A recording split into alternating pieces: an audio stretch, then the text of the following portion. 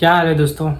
तो आज मैं फिर से एक और नया खौफनाक भूतिया घटना लेके आ चुका हूँ। आज मैं आप लोगों को ऐसी एक एंटिटी के बारे में बताने जा रहा हूँ जो कि आप लोग शायद सुने होंगे लेकिन कभी उसके बारे में जाने नहीं होंगे। निशिडाक एक ऐसा अर्बन लेजेंड है जिसके बारे में आप सुन के ना दिमाग में दहशत बैठ जाएगा। इसके बारे में इसका जो स्टोरी है जो उज्जवल जी ने बताया वो मैं आपके सामने आज लाने वाला हूँ, तो बने रहना एंड तक। ये एक बंगाली अर्बन लेजेंड है। अक्सर लोग ऐसे कहते हैं कि ये जो निशिडाक है, ये जो अर्बन लेजेंड है, ये जो निशिडाक है ना, एक ऐसा एंटिटी है जो अभी आप समझ लो कोई जंगल में आप इंसान जंगल के वहां से चल के जा रहे हो, तो आपको पीछे से कहीं ना कहीं से आपको ऐसा साउंड आएगा, आपका कोई रिलेटिव या आपका कोई करीबी दोस्त का आपको आवाज आएगा। आपको लगेगा कि तो मेरा दोस्त का आवाज है। आप पलट के देखोगे और उसको रेस्पॉन्ड करने के लिए जब जाओगे ना, वो निशिडाक वहीं में खेल कर देगा। तो ये वैसा एक एंटिटी है। ये ऐसे ही हुआ आज के इस इंसिडेंट के अंदर जो कि शेयर किया हमें उज्जवल ने। आपको तो पता ही होगा 2019 से लेके 2021 के बीच का जो टाइम पीरियड था वो बहुत ही खतरनाक बीता था। ऐसा एक टाइम पीरियड था ना जो लोग कभी इसको भुला नहीं पाए। ये तो पता ही होगा कोविड की वजह से लॉकडाउन लग गया था। अब लॉकडाउन में यहाँ का तो ठीक है, अब उज्जवल जो था हम बता देता पहले बता देते। जो उज्जवल जी था बचपन से ही बंगाल के कोई छोटे से गांव में, उस गांव का नाम स्टोरी में मेंशन नहीं किया तो गांव का नाम एक्स गांव मान लेते हैं। तो उस एक्स गांव में इन लोगों का परिवार था उज्जवल जी का। उज्जवल के माता पिता थे और उज्जवल अकेला था। वो उसके माता पिता का इकलौता बेटा था। अब बेसिकली होता है ये कि उज्जवल 2000 में आते आते उसका एज हो जाता है, शादी की उम्र हो जाता है उसका शादी भी 2000 में ही हुआ, 2000 में उसका शादी हुआ। अब शादी होने के बाद ना उसका लव मैरिज उसके घर वाले एक्सेप्ट नहीं कर रहे थे। तो उज्जवल ने क्या किया, वहां से सीधा बैंगलोर में शिफ्ट हो गया। वहां से निकल के सीधा बैंगलोर में शिफ्ट हो गया। और जैसे ही बैंगलोर शिफ्ट हुआ ना, वहां से उसका काम इतना बिजी हो गया था, 2013 तक तो वो बैंगलोर में ही था। वो वापस से अपने नेटिव प्लेस में नहीं आ पाया वापस, ठीक है। और उसके बाद 2013 के बाद वो डायरेक्ट यूएसए में सेट हो गया था। यूएसए में सेट होने के बाद ना वो अपने मम्मी पापा को एकदम भुला चुका था। अब भुला इसलिए चुका था क्योंकि वो उसको ऐसा लगता था कि उसके मम्मी पापा उसके लव मैरिज को एक्सेप्ट नहीं कर रहे, इसलिए अभी तक एक्सेप्ट नहीं कर रहे। ये सोच के उनके अंतिम संस्कार में भी नहीं आया ये उज्जवल।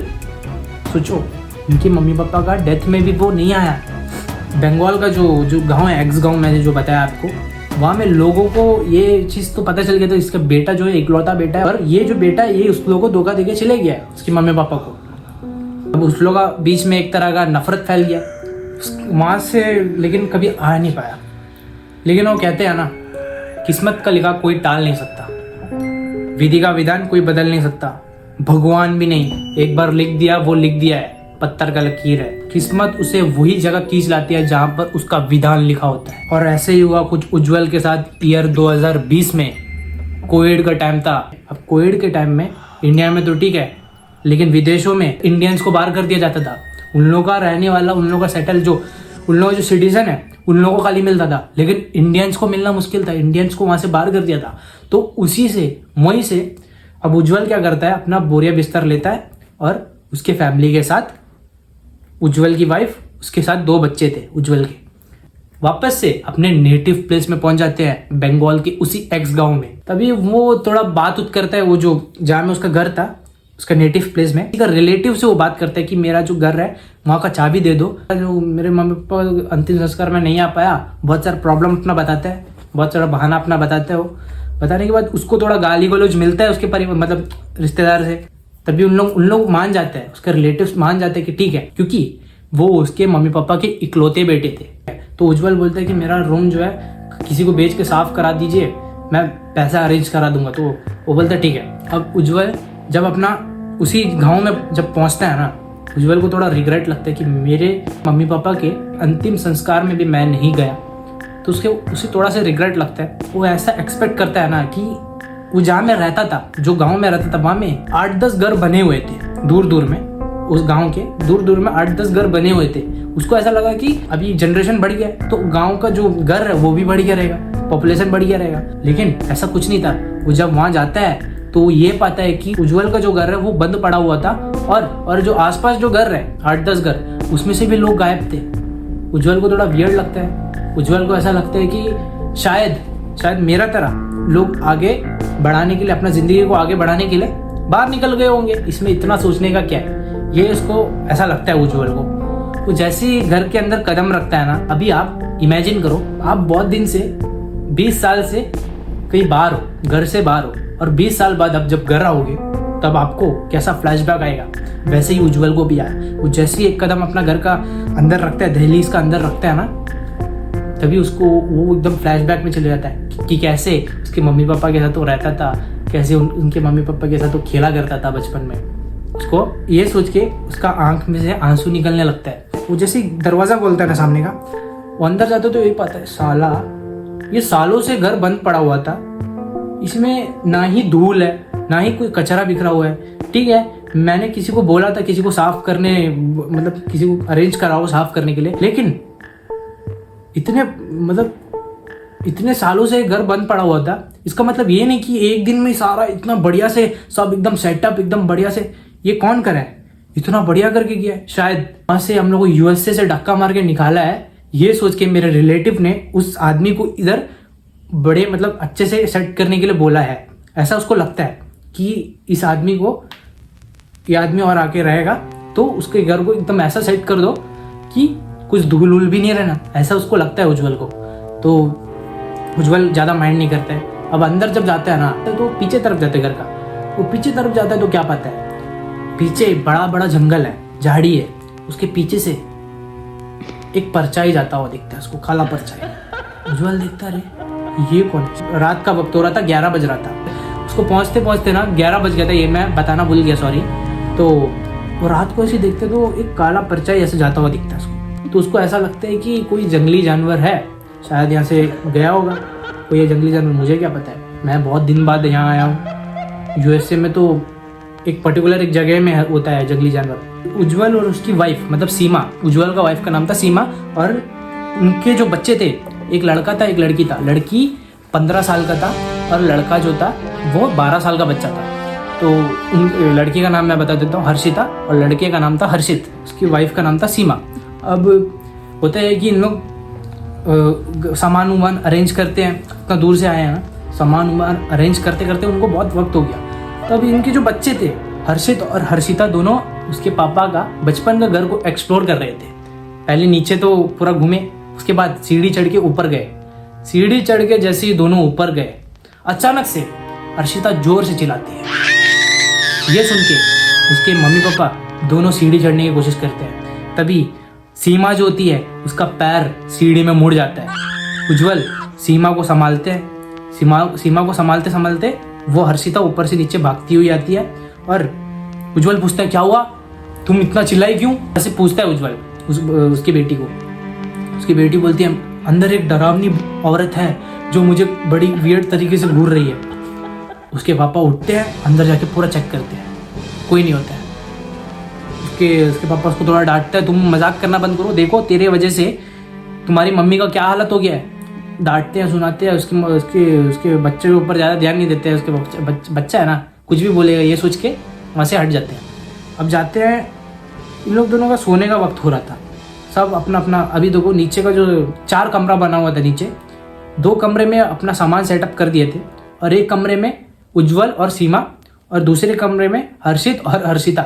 हर्षिता जब सो रही थी ना, तब उसका माइंड में ऐसा आ रहा था, ये औरत कौन थी जो मुझे दिख रही थी, ये औरत कौन थी जो मुझे दिखी। वो ऐसी सो रही है, मतलब सोच रही है। तभी अचानक से ना उसके सिर में ऐसा कोई करता है, सिर में ऐसा करता है ना, ऐसा करता है हर्षिता का। उसको ऐसा लगता है कि हर्षित मजाक कर रहा है। वो ऐसा देखता है तो हर्षित बड़ी गहरी नींद में सो रहा था बगल। फिर से उसके सिर में ऐसा कोई करता है। जैसे ही ऊपर देखता है ना, इसकी सिट्टी पिट्टी गुल, क्योंकि वही बूढ़ी औरत थी जो उसको सीढ़ी के ऊपर दिखी थी। हाँ, उसको देख के वो चिल्लाई थी, वही बूढ़ी औरत उसको सामने दिखी। जैसी दिखी ना, ये जोर से चीखती है, इतना जोर से चीखती है कि कोई नहीं आता है, क्योंकि उसका आवाज़ उसके बाई तक को सुनाई नहीं दे रहा था। अब समझ जाओ, उसके अराउंड में, उसके सराउंडिंग में ऐसा एक एनवलप क्रिएट हो गया था जो कि उसका आवाज़ कोई नहीं सुन सकता। इतना चिल्ला रही थी, इतना रो रही थी, फिर भी कोई नहीं सुन रहा था उसका आवाज़। लेकिन वो जो औरत दिख रहा था उसको, वो गायब हो चुका था। अब ये उठती है एक कोना में जाके अपना ऐसा पैर रख के अकड़ू करके, मतलब ऐसा बैठ के रो रही थी। रोते रोते रोते ना जाने उसको कब नींद आ गई। जैसे ही सोया, अब जैसे ही सो गई ना, अगला दिन उसकी मम्मी देखी कि अरे हर्षिता तो अपनी बिस्तर में नहीं है। वो थोड़ा इधर उधर नजर दौड़ाई तो कोने में लेटी हुई थी। अब उसके पास जाती है, जैसे उसके सिर में हाथ रखती है ना, उसका शरीर इतना गर्म हो चुका था ना, बहुत मतलब बुखार में तप रहा था उसका शरीर हर्षिता का। उसको उठाते हैं, उसके पापा भी आता है। उसके पापा को बोलता है कि उज्जवल देखो हमारी बेटी को क्या हो गया है, बहुत बुखार हो गया है इसको। उज्जवल उसको ठंडा पट्टी, मतलब ठंडा पानी की जो पट्टी होता है उससे सिर में उसका बुखार उतारने की कोशिश करते हैं। तभी उज्जवल को एक गुनगुनाने की साउंड आती है, गुनगुनाने की, कोई गुनगुना रहा है। उज्जवल को ऐसा लगता है ये जो गुनगुनाने का जो साउंड है ये कुछ जाना पहचाना सा है। वो उस आवाज़ का पीछा करते हुए उसके पीछे जाता है। वो जाता है तो जो बाहर में जो खिड़की लगा हुआ था उससे देखता है। खिड़की के सामने पूरा जंगल था, अंधेरा। उसके अंदर से काले लिबास में एक औरत उस आवाज़ को गुनगुनाते गुनगुनाते चल के जा रही थी। उज्जवल को थोड़ा अजीब लगता है, अरे ये औरत कौन है, ये जंगल में क्या कर रही है। छोड़ो कोई नहीं। तभी वो सोच के आ रहा है कि ये जो साउंड है मेरे से कुछ रिलेट करता है, क्योंकि ये आवाज़ थोड़ा उसको ऐसा लगता है कि मेरे से ये आवाज़ थोड़ा रिलेट करता है। ये जो ट्यून है ये कौन गुनगुना रहा है नहीं पता, लेकिन जो भी गुनगुना रहा है ये मेरे से रिलेट करता है, पहले मैंने सुना है कहीं। अब ये जाता है हर्षिता के पास। हर्षिता गुनगुनाती है नींद में उसी आवाज़ में। जैसे ही सुनता है ना, ये हर्षिता को उठाता है, हर्षिता उठो। हर्षिता एक आंख उठा के देखती है, तुम क्या गुनगुना रहती करके पूछा। हर्षिता बुरी तरीके से रोना शुरू हो जाती है। रोते रोते रोते रोते नींद आ जाता है उसको, सो जाता है। छोड़ो उज्जवल को, छोड़ो, इसको सताना सही नहीं है। अब उसको बुखार है, शायद मेरा वहम होगा, मैं बहुत ही ज़्यादा मैनिपुलेट कर रहा हूँ, इसीलिए मुझे ऐसा कान में ऐसा साउंड सुनाई देता है। ऐसा सोच के वो इग्नोर कर देता है उसको। ठीक है, अब तक तो समझ जाना था उसको, लेकिन अब तक तो समझा नहीं, क्योंकि बेटी के साथ ऐसा हुआ, अचानक से बुखार हो गया। ठीक है, कोई इन्वायरमेंट चेंजेस की वजह से बुखार हो सकता है, लेकिन ऐसा एक वहम जो उसके साथ बार बार होना, ये तो कोई कोइंसिडेंस नहीं है ना। ये उसको समझ जाना चाहिए था, लेकिन वो समझा नहीं। अब ये उज्जवल क्या करता है, हर्षिता को सुलाने के बाद बाहर जाता है और कुछ सब्जी लेने के लिए जाता है। घर में कुछ सब्जी उब्जी लेने के लिए बाहर जाता है। अब बाहर जब जाता है तो कोई उसको पहचानता नहीं है। क्यों? क्योंकि वो बचपन में वहाँ रहता था और जनरेशन आगे बढ़ गया था, तो जनरेशन के आगे बढ़ने की वजह से कोई उसको पहचानता नहीं था। लेकिन वो जब अपना पहचान बताता है ना, सब उसको ऐसा नकार देते हैं कि शराबी को हम लोग इग्नोर करते हैं ना, कि ये बेवड़ा है, इसको इग्नोर कर देता है ना, कुछ भी बोलने दो, बकने दो, कुछ ऐसा उसको इग्नोर कर रहा है। ये इसको थोड़ा अजीब लगता रही है। उज्जवल को ऐसा लगता है कि मम्मी पापा के अंतिम संस्कार में मैं नहीं गया, तो इसकी वजह से लोग मुझसे रूठे हैं। और सच में ऐसे ही होता है। गाँव के लोगों को आप देखो, आप अगर अपने मम्मी पापा के साथ ऐसा कर दोगे ना, तो गाँव के लोग भी आपसे रूठ जाएंगे। तो ऐसे ही उज्जवल को लगता है। ठीक है, कोई नहीं, वो सब्जी उब्जी वहाँ से लेता है, और सब्जी भी ऐसा लेता है कि वो सब्जी वाला भी उससे बात करना नहीं चाहता था। सब्जी लेता है, लेकिन सब्जी लेके जब बैक टू होम आता है तब वो ये पाता है कि हर्षिता जो है वो जागी हुई है। तो अपनी बेटी से वो पूछता है कि उज्जवल अपनी बेटी से पूछता है कि हर्षिता तुम क्या गाना गुनगुना रही थी जब मैं तुमको पट्टी लगा रहा था। तो हर्षिता बोलती है नहीं, मैं तो सो रही थी। और हर्षिता को ये चीज़ पता नहीं कैसा, लेकिन हर्षिता को पिछले रात का कुछ बात याद नहीं, जो उसको पिछले रात में जो चीख रही थी ना, उसका बारे में कुछ याद नहीं। ये अपना खेलते खेलते आगे बढ़ गई। फिर तो उज्जवल भी ज़्यादा माइंड नहीं करता है, छोड़ो कोई नहीं, बच्चा है। सीमा को बोलते हैं कि पैसा का थोड़ा तंगी हो गया है, क्योंकि अब पैसा तो है नहीं, अब यहाँ से बाहर में काम तलाशने गया, हमें कोई काम में नहीं मिलेगा, थोड़ा गुजारा थोड़ा ये होगा, थोड़ा डामाडोल होने वाला है अभी। तो उसकी वाइफ बोलती है अरे तेरे मम्मी पापा का तो बहुत बड़ा प्रॉपर्टी था ना, 2 खेत तो है तुम्हारे। और ये बात सुन के उज्जवल को एक खुशी मिला, खुशी की लहर उसके जहन में आ गई कि अरे मम्मी के पास तो ज्वेलरीज है, और हाँ खेत भी तो है हमारे। वो फट से भाग के उस सीढ़ी चढ़ के ऊपर जाता है। संद वो जो पेटी जहाँ में पुराना पेटी उटी रखे थे ड्रॉर के अंदर सब खोजने लगता है। कुछ बहुत सारा बहुत ढूंढा, उसको ना ही कोई ज्वेलरी मिला ना ही कुछ। वो एक कोने में बैठ गया और रोने लग गया, ये सोच के कि ये जो रिलेटिव्स हैं मेरे मम्मी पापा के अंतिम संस्कार किए थे, उन्होंने ये सोचे थे कि बेटा तो आया नहीं, अब ये इसको भी कोई हक नहीं बनता है, इसके मम्मी पापा का ज्वेलरी इसको क्यों दे, इसको कोई हक नहीं बनता है। ये सोच के उन लोग उस ज्वेलरीज को भी लेके गए। ये सोच के जैसे वो रोने लगता है ना, रोते रोते रोते उसको ऐसा फील होता है उसको कोई सिर में ऐसा किया है, सिर में ऐसे हाथ फेरा है कोई। ये टच उसको बहुत फेमिलियर लगता है।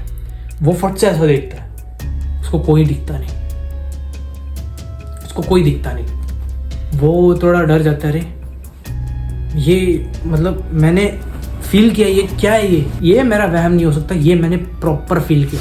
ये भाग के जाता है और जाके उसकी वाइफ को सारा बात बताता है कि मेरे को ऐसा टच फील हुआ है। तभी जैसे वो बताता है ना, उसको वो गुनगुनाने का आवाज़ फिर से आता है।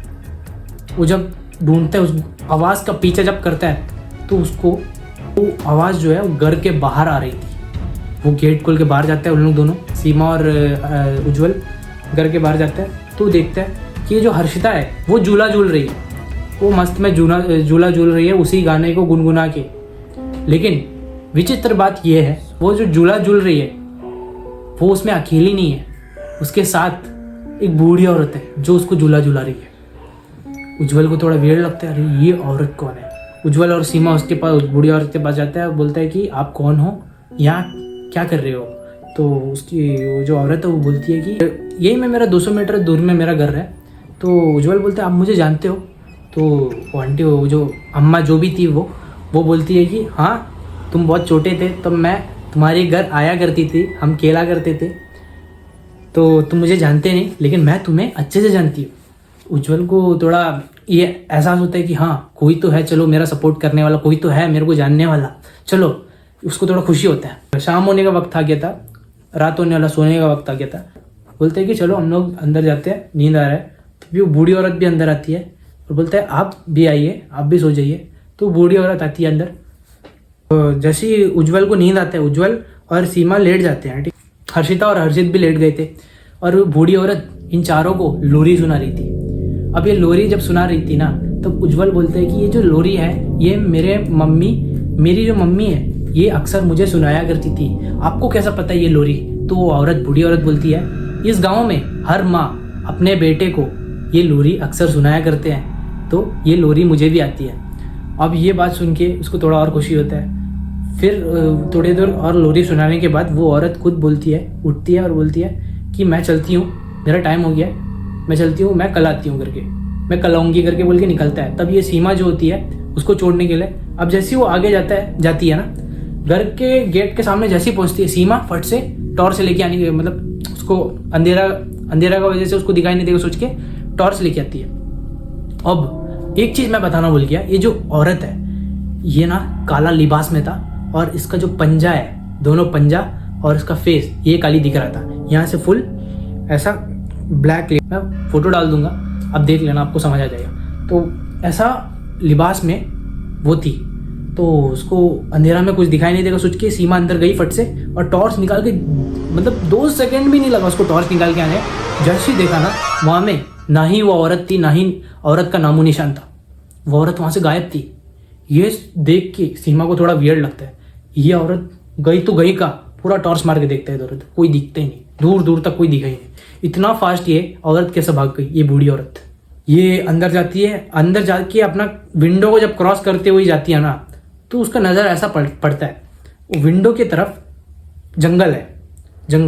वो जंगल के चोर में एक औरत खड़ी है और उसको बड़े वियर्ड तरीके से घूर रही है। सीमा टॉर्च के लाइट से उसको देख रही है। वो देखते साथ ना उसको टॉर्च नीचे गिर जाता है। टॉर्च के गिरने के आवाज़ की वजह से ना उज्जवल भाग के आता है और बोलता है क्या हुआ सीमा।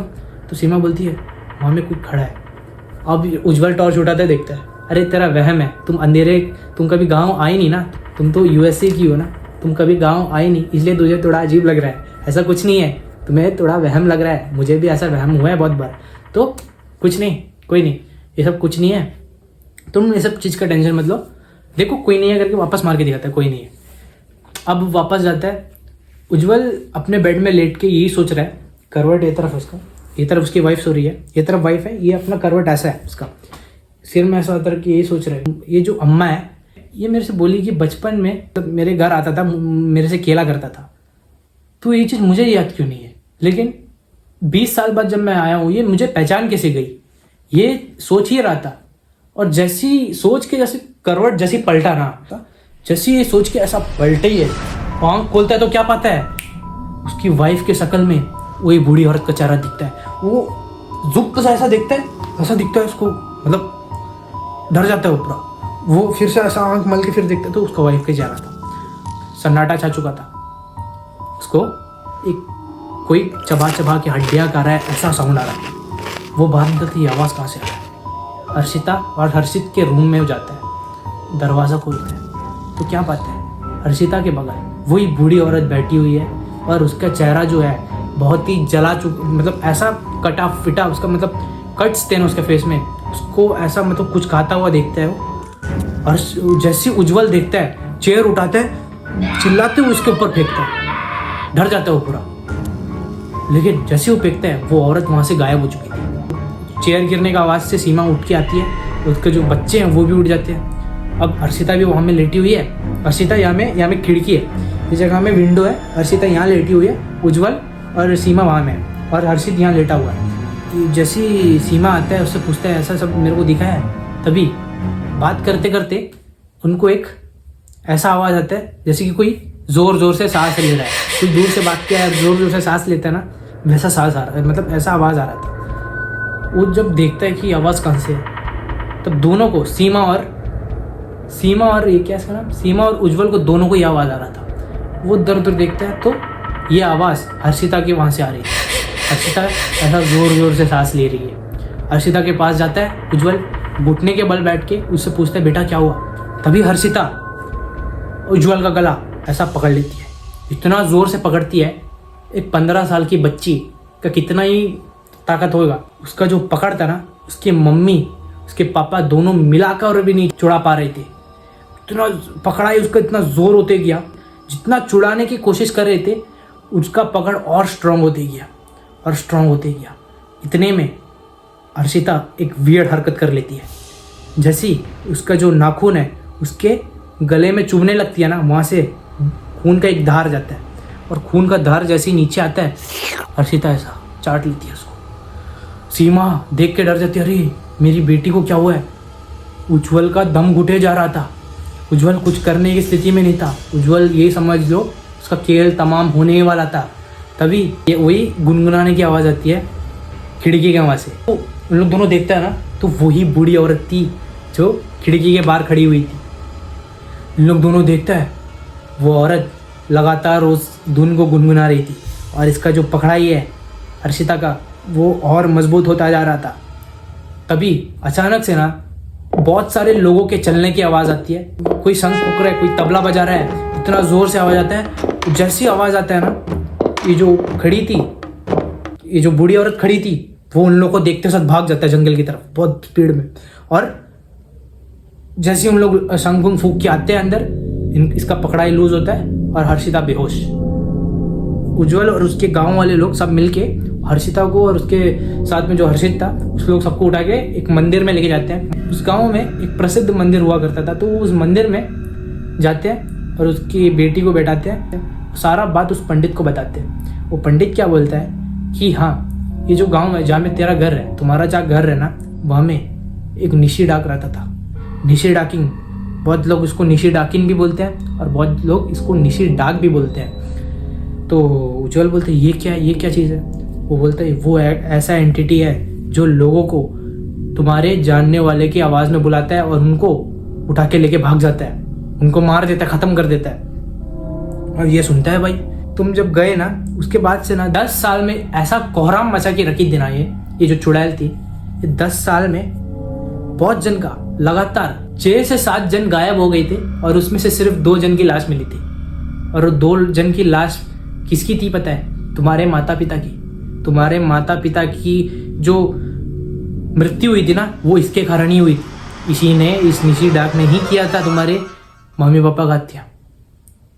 अब ये जब उज्जवल सुनता है तो वो और इसमें आ जाता है कि ऐसा क्या हुआ था कि मुझे पूरा डिटेल में जानना है। सारे गांव वाले सब बैठे हैं और पंडित उनको एक एक बात बताता है कि ये जो निशी डाक है ये सबको अक्सर उनके मतलब संबंधी, उनके रिलेटिव के मतलब उनके जो क्लोज है उनका नाम से उनका आवाज़ निकाल के उनको बुलाता और जो भी उसके पास जाता उनको ख़त्म कर देता, मार देता। ऐसा बहुत समय तक चलते रहा। चलते चलते तुम्हारे पिताजी और कुछ मर्दों ने ये फैसला लिया कि हम जाग के रात को देखेंगे, पहरा मतलब देखेंगे बाहर और जाके, मतलब गांव के मतलब रखवाला डंडा उंडा पकड़ के जो खड़े रहते हैं ना, कौन आएगा देखते हैं।